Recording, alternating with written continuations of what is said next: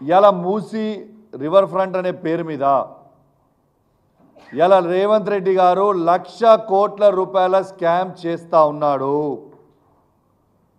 101% ఇది 1,00,000 కోట్ల రూపాయల స్కాము. ఎందుకు ఇంత నేను గట్టిగా చెప్తా ఉన్నానంటే, ఇంతకు ముందున్న 10 సంవత్సరాలు మా కేసీఆర్ గారి నాయకత్వంలో కేటీఆర్ గారు మున్సిపల్ శాఖ మంత్రివర్యులు ఉండే. ఇదే మూసి రివర్ ఫ్రంట్ కూడా తను చేసిన డిజైను. అప్పుడు డిపిఆర్ తయారు చేసింది 16,000 కోట్ల రూపాయలకు మాత్రమే. ఏ ఒక్క పేదవాడి ఇల్లు కూలగొట్టకుండా, ఏ ఒక్క పేదవాడికి ఇబ్బంది కాకుండా కేటీఆర్ గారు ఆ రోజు 16,000 కోట్ల రూపాయలకి ఇలా మూసి రివర్ ఫ్రంట్ డిపిఆర్ తయారు చేయించి, దాంట్లో దాదాపు 3,800 కోట్ల ఎస్టీపీ ట్యాంక్స్ కూడా మొత్తం కూడా కంప్లీట్ అయిపోయినాయి. 545 కోట్లతోని అద్భుతమైన బ్రిడ్జ్లు ప్యారిస్లో ఉండేలాగా, లండన్లో ఉండేలాగా అద్భుతమైన డిజైన్స్, ఇక్కడున్న ఇంజనీర్లని ఇతర దేశాలకి పంపించి అద్భుతంగా తయారు చేయించి పెట్టడం జరిగింది. పెట్టిన తర్వాత ఇవన్నీ చేస్తేనే 16,000 కోట్లు అయింది.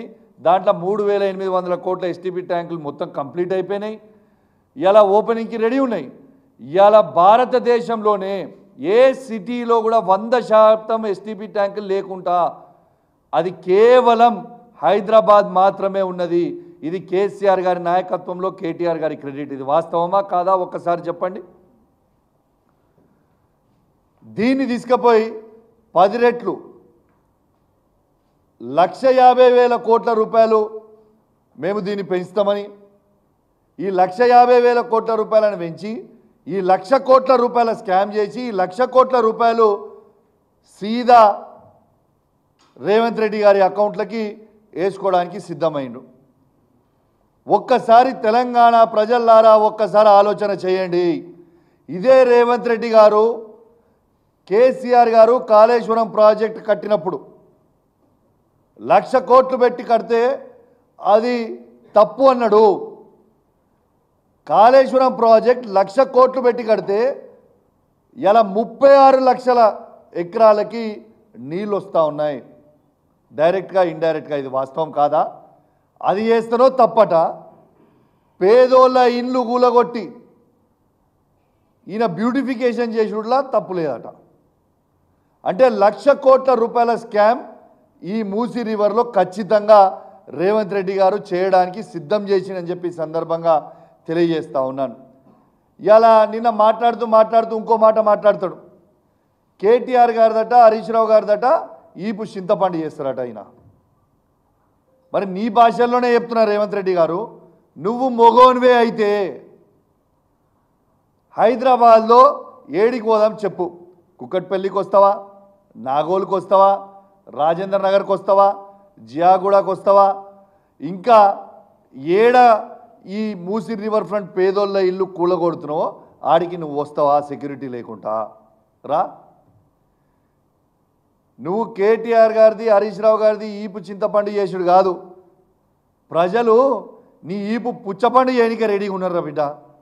నువ్వు నోటికి వచ్చినట్టు మాట్లాడుతూ ఉన్నావు, నీ ఇష్టం వచ్చినట్టు మాట్లాడుతూ ఉన్నావు. నీ ఈపు పుచ్చపండు కావడానికి రెడీగా ఉంది. చాలా త్వరలోనే నీ ఈపు పుచ్చపండు ప్రజలే చేస్తారని చెప్పి సందర్భంగా తెలియజేస్తూ ఉన్నాను. ఇలా పేదోళ్ళ కళ్ళల్లో రక్తం చూస్తూ ఉన్నావు నువ్వు. ఇలా పేదోళ్ళ ఇల్లు కూలగొడితే ఏమొస్తుంది భయ్ నీకు? నాకు అర్థం కాదు. గరీబోళ్ళ ఇల్లు కూలగొడితే ఏమొస్తుంది నీకు? వాళ్ళని ఎందుకు ఇబ్బంది పెడతా ఉన్నావు? నేను స్వయంగా కేసీఆర్ గారి నాయకత్వంలో కేటీఆర్ గారితో, హరీష్ రావు గారితో, నేను కూడా మా శాసనసభ్యులు అందరం కూడా కలిసి వాళ్ళిద్దరితో కూడా పోవడం జరిగింది. ఆడ ప్రజల బాధలు చూస్తూ ఉంటే నిజంగా బాధ అనిపిస్తూ ఉంది, గుండె బరువెక్కుతూ ఉంది. అసలు ఎందుకు ఈ శాడిజం చేస్తూ ఉన్నావు? ఇలా రేవంత్ రెడ్డి గారు ఒక సైకో సీఎంగా అయిపోయిండు. రేవంత్ రెడ్డి గారు ఒక సైకో అయిపోయిండు. పిచ్చోని చేతిలో రాయిస్తే ఎటు కొడతాడో తెలియదు అన్నట్టు ఈయన చేతిలో ప్రభుత్వం ఇచ్చిన తర్వాత ఎవరిల్లు కూలగొడుతుండో ఆయనకే అర్థమవుతలేదు. అసలు చాలా చాలా బాధాకరం. ఇలా పేదోళ్ళ బాధ చూస్తూ ఉంటే చాలా బాధ అనిపిస్తూ ఉంది. వాళ్ళ ఉసురు ఖచ్చితంగా నీకు తాకక తప్పదు. ఖచ్చితంగా నీవు తీవ్రమైన పరిణామాలు ఎదుర్కోక కూడా తప్పదని చెప్పి సందర్భంగా తెలియజేస్తూ ఉన్నాను.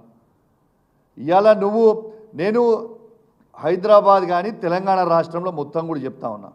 ఇవాళ రాహుల్ గాంధీ గారేమో బుల్డోజర్ కా రాజ్ నై చలేగా అని హర్యానాలో ప్రచారం చేసిండు మొన్నటిదాకా,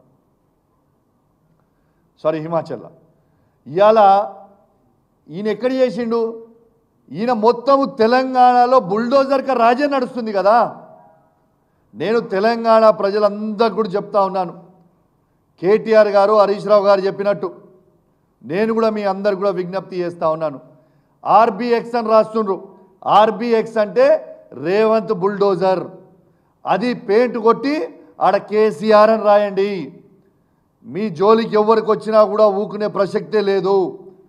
ఖచ్చితంగా ప్రతి పేదవాడిని కేసీఆర్ గారి నాయకత్వంలో ఖచ్చితంగా కాపాడుకునే బాధ్యత మాది అని చెప్పి సందర్భంగా వాళ్ళందరికీ కూడా తెలియజేస్తూ ఉన్నాను.